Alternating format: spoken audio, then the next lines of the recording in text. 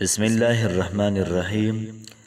زه ګواهي ورکوم چې د الله پاک نه علاوه د عبادت لایق بل څوک نشته دی، او زه د دې خبرې ګواهي ورکوم جناب محمد رسول الله صلی الله علیه و آله وسلم الله پاک بنده او رسول دی. الله پاک دې زموږ او ستاسو ټول مشکلات، ټول تکالیف، دردونه، غمونه، مصیبتونه دا ختم کړي. الله پاک د ښکلي د سکون او پرفضا ماحول دا موږ او تاسو ته ساز کړي. نه چې محترمو زموږ کومه وظیفه ده ډېره زیاته زبردست او اعلی او بهترینه وظیفه ده. چا سوال کړی چې څنګه په یو انسان باندې اچانک مشکلات راشي، اچانک په یو انسان باندې حالات راشي، एकदम په ده باندې ګمبیر حالات راشي، د هر سایډ راګیر شي، د هر طرف نه امید شي، په داسې صورت کې دله څه کول پکار دي؟ یاد ساتئ محترمو چې موږ او تاسو ډېر زیات خوش قسمته یو. زموږ او ستاسو پیغمبر جناب محمد رسول الله صلی الله علیه و آله وسلم په هر ټایم کې، په هر یو دور کې او په هر یو غړی او سات کې د خپل امت دپاره ډېرې زیاتې قیمتي خبرې کړې دي. داسې یو ناخوشګوار حالات راشي امت باندې، په انسان باندې راشي، په زنانو باندې راشي، یا په نارینو باندې راشي، دوی به څه کوي؟ دوی به څه حساب کتاب وي؟ نو د وظیفې د شروع کېدو نه مخکې د هغې چې کوم حیثیت دی، هغې کومه ترجمه ده، کوم الفاظ دي، زه هغه تاسو ته وایم. الفاظ داسې دي: حسبنا الله و نعم الوکیل.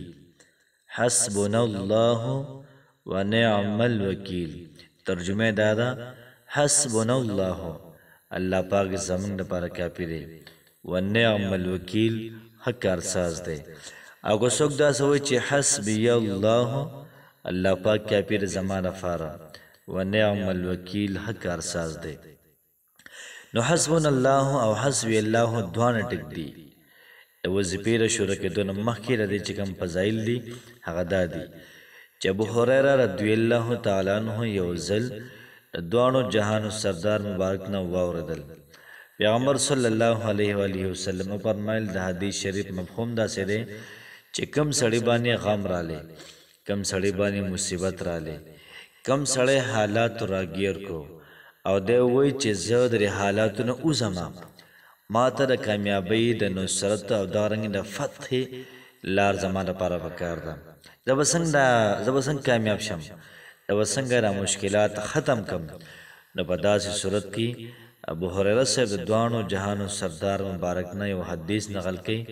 د هغې مفهوم داسې دی، فرمایي چې پیغمبر صلی الله علیه و آله وسلم به د ناخوشګوار حالاتو کې پیغمبر علیه الصلاة والسلام به حسبنا الله و نعم الوکیل ویلی. حسبنا الله و نعم الوکیل، الله پاک زما لپاره بس دی، الله پاک زما لپاره کافي دی، و نعم الوکیل، ښه کارساز دی. عایشه صدیقه رضی الله تعالی عنها فرمایي، او که تاسو خیال وکئ بعض وخت کې چې کله موږ پریشانه شو او موږ باندې تکلیف راشي، دواړه لاسونه به سر کې ورکړو، یا ګوره چا ګیره وي نو رسې لږ ترانې سي پکې لګیا ډېر زیات په سوچونو کې ورکي، بیخي ورکې وکړي.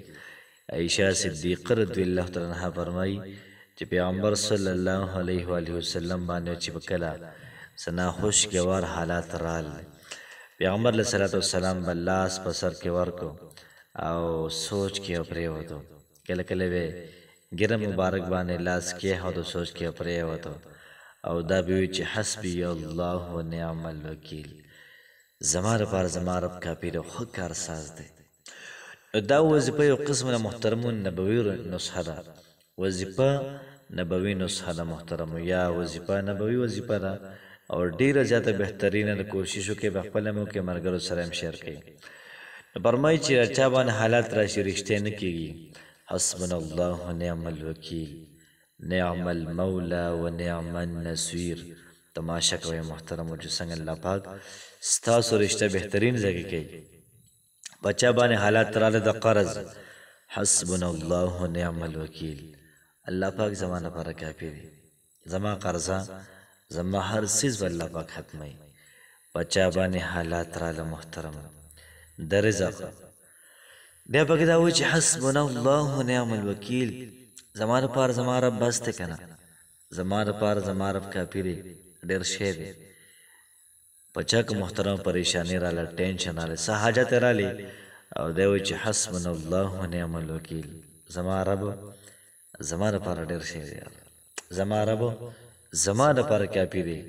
ورسره دا مو چې وافوض امري الی الله، ما خپل هر څه الله پاک ته سپارلی دي، هر څه مې الله پاک ته دا سپارلی دي. نو ډېره زیاته بهتر او ناشنا عجیبه وظیفه ده. کوشش وکړئ چې په خپله موقع ملګرو سره هم شیر کړئ. روزانه سهار او ماښام یویشت شپېرې حسبنا الله ونعم الوکیل. د چا کار لږ نور غټي 41 پیرې دا وایي، 140 پیرې. د چا مسله کو ډېره غټه 100 پیرې. د چا مسله کو نوره غټه 313 پیرې انتهایی. انشاءالله تاسو به تماشا وکړئ. الله پاک به زمونږ او ستاسو حالات څنګه بهتر کوي. دومره ښکلي حالات به الله پاک راولي، دومره ښکلې زندګي به الله پاک راولي چې موږ به ورته پخپله حیران یو. دوستان، یاران، رشته دار ټول به ورته حیران یي چې په ده باندې اچانک دا ښکلې ورځې څنګه راغلي. او تاسو ته ما ویلي په دنیا کې موږ ژوند تېرو، په دنیا کې هر قسمه سړی شته. زموږ ستاسو خوشحالي په چا باندې د چا پیرزو نه شي. بعضې هلکه داسې وي چې هغه دا نه غواړي چې بلانکې د خوشحالۍ. نو کوشش به کوئ چې دا وظیفه په خپله موقع ملګرو سره هم شیر کړئ چې هر سړی ستا خوشحالي ویني. کیدای شي دا وظیفه هغوی هم وکړي، تاسو د هغوی خوشحالي وینئ. نو د مخلوق خدا دپاره، د الله پاکه بندګانو دپاره موږ به ښکلی سوچ کوو. انشاءالله العزیز الله پاک به زمونږ او ستاسو حالات دا محترم دا بهتر کوي. الله پاک هم خوشحاله آباد ساته. السلام علیکم ورحمة الله وبرکاته.